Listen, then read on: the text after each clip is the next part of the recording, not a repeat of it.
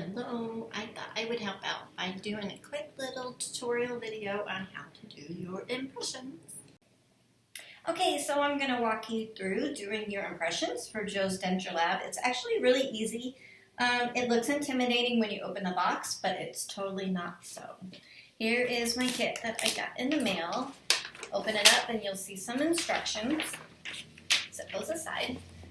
You'll get some wax sheets. You'll need those for later. And you'll also have your impression trays.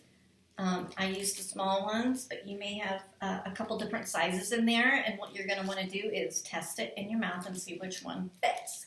And whichever one fits, you set aside, and that's the one you're going to use. So we're going to put those here. Also in the box, you'll see the green stuff, which smells like mint. And I was actually really surprised that I had gagged at the dentist office, but I told Joe that this did not make me gag, and I was like totally happy because it has like a mint in it. So anyway, we're going to set this aside. There's usually a couple of these in there, depending on what your case is. He'll usually throw in a little extra just in case we do a boo-boo. Something to measure with. You're going to find another set of bags or another bag with some whitish material, which is going to be your stone, and I will explain that when we're done with the other parts. So from my kitchen, I went and grabbed some water in a bowl because it's much easier for me to do everything in my office than it is to do it in the kitchen, so I moved that world into this world. So I'm going to set this aside. I also grabbed from my kitchen a little mixing bowl because I use this thing for everything, dyeing my hair, whatever. That way I know it's not from the kitchen, it's clean. And I'm going to set this here. I also am one of the few people in the world that don't have an actual measuring spoon because I'm Italian and we really don't measure. So I found this on a medicine, some kind of medicine we had, and it's labeled with tablespoons, and he wants you to use tablespoons, so that will come in handy. I also grabbed something to mix with. This is just from my kitchen, and I know it's clean. It came out of the dishwasher. So let's get started. First, you're going to want to look at the instructions, and he says you'll mix 3 tablespoons of water with 1 teaspoon of water, 3 tablespoons of alinate material to 1 teaspoon of water to alinate. And so what you're going to want to do is you're going to want to measure. He sent a little scoop. If you don't have one, you can grab something from the kitchen. And what you're going to want to do is, I know that measuring is important, but for me, it's easier to kind of do it by eye. And you want to mix it until you have the consistency of a putty. So I'm going to put 3 of these in here. So that would be 3 tablespoons. And then I'm going to go into my water. And I'm going to try a tablespoon, and a tablespoon. That would be 3 and 3. Now I'm going to mix it. Mixy. And you want to be kind of quick because you don't have much time once this really gets going for it to set. So I'm just mixing, and it's making like a paste. It's a pretty color. So you're just gonna mix it up. I should have had this ready already, but this is for the upper, the one that doesn't have the cutout. So I'm gonna lay this here, and I'm gonna plop some of this inside of the impression tray. See, it's kind of like almost like the consistency of maybe toothpaste.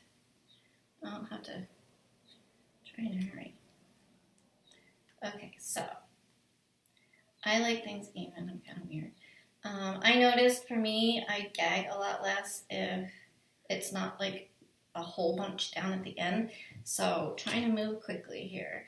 Now the next part is plopping this bad boy in your mouth and waiting for about 2 minutes or until it's hard. You'll be able to feel it. It's hard enough to be able to pull out and get your impression. So I'm going to do that, and when I'm done, I'll come back. So I finished. I popped this out, and I'm going to have to send him a picture because I'm not sure if this is good enough, but I'm going to set this aside, and I'm going to get ready to do the stone. When this is kind of setting, I'm going to take this into the kitchen and run it under some warm water like it says in the instructions, and then I'm going to come back and show you how to do the stone. So now we're going to work on the stone. The stone is going to be this other color material, not the green or blue that you get, but it's going to be kind of white. And I'm going to grab the same bowl that I used last time and the little scooper.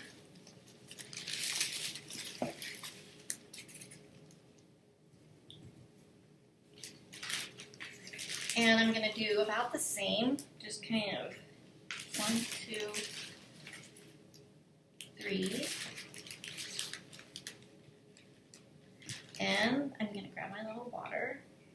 By the way, I used cool water, like room temperature water, and not hot, because it will set up too fast if you use too warm of water. So here I am mixing, and it looks a little too runny, so I'm going to add more powder.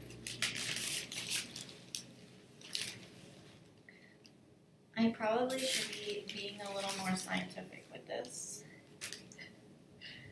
but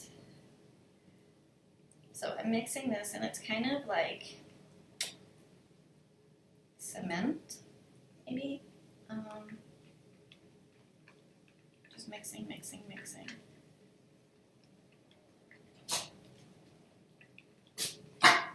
And my dog is driving me crazy. I'm actually going to add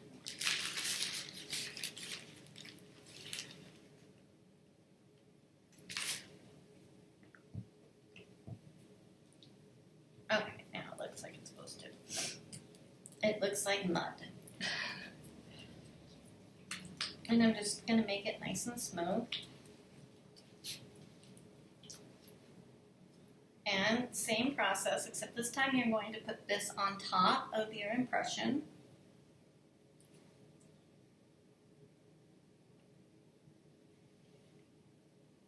Which is really cool because this keeps it safe during shipping as well.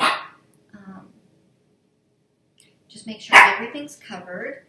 And I noticed that Joe mentioned that to keep it from getting air bubbles, you want to tap it. Now, I'm using an old towel because I didn't want to ruin my desk. And I didn't want anything fancy. Not that there's anything fancy around here, but okay. So you can kind of see when you tap it, you can see the air bubbles kind of moving and getting out of there. And that should be good. So we're going to let that harden for a while. And then I'm going to put a damp paper towel around it, wrap it up in bubble wrap, and put it in a Ziploc bag. I like to ship mine separately if you're doing upper and lower, and that way they're both bubble wrapped and it'll keep them from breaking. So that should be just about it. The same process goes with the bottom. So what I do is I normally get my top, if you're doing both, do your top, set it aside, and then get ready and do that. So now I'm going to go back to the wax bite. Okay, so now we're going to move on to the wax bite. I usually can do it with 2 sheets because I have a little mouth. So I've gathered some hot water from the kitchen. You can either do it this way or you can take it and run it underneath the faucet until it's pliable and you can bend it and roll it. So here we go. I'm going to put this in my warm water and let it sit there for a minute until it's soft. You'll be able to kind of feel when it's ready.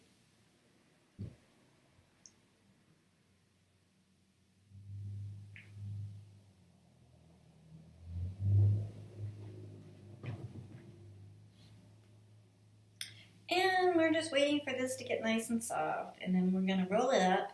And keep in mind that when you do your wax bite, don't press really, really hard.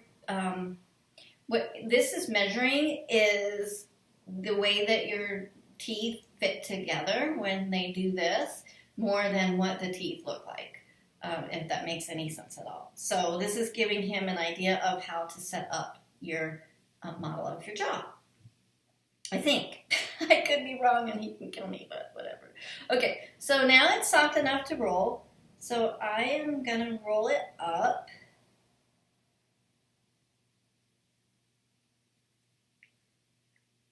And I'm actually going to put it back in the warm water again, just to make sure that it's soft enough to measure my bite. I only use 2 because I know that my mouth is small and I probably can't fit much more than this in there. So I'm letting this get a little bit softer. And then you kind of just want to bend it to where you think it'll kind of go in your mouth. You're going to open up and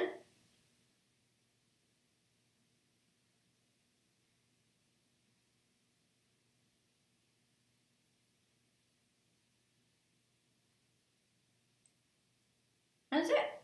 You can see my little bottom teeth there, but it really just gives an idea of how the two work together. So setting that aside as well, and that should be just about everything, except you're going to want to have this, when you have this in your mouth, I forgot, when you have this in your mouth, you're going to want to take a look in the mirror, find your midline and mark it with either your fingernail, or since it's soft, you can do that, or if you forgot like I did, maybe you could put it in and mark it with a Sharpie or a pen or something, and that makes him know where your midline is, because that's important to be met up. And what that is it's between your nose where the little bow in your lip goes down. And we're going to set that aside, and everything is ready as far as these go.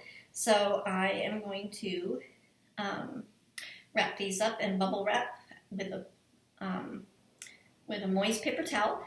Then I'm going to put that bubble wrapped paper towel impression inside of a Ziploc bag, put it in the box, and mail it back to him.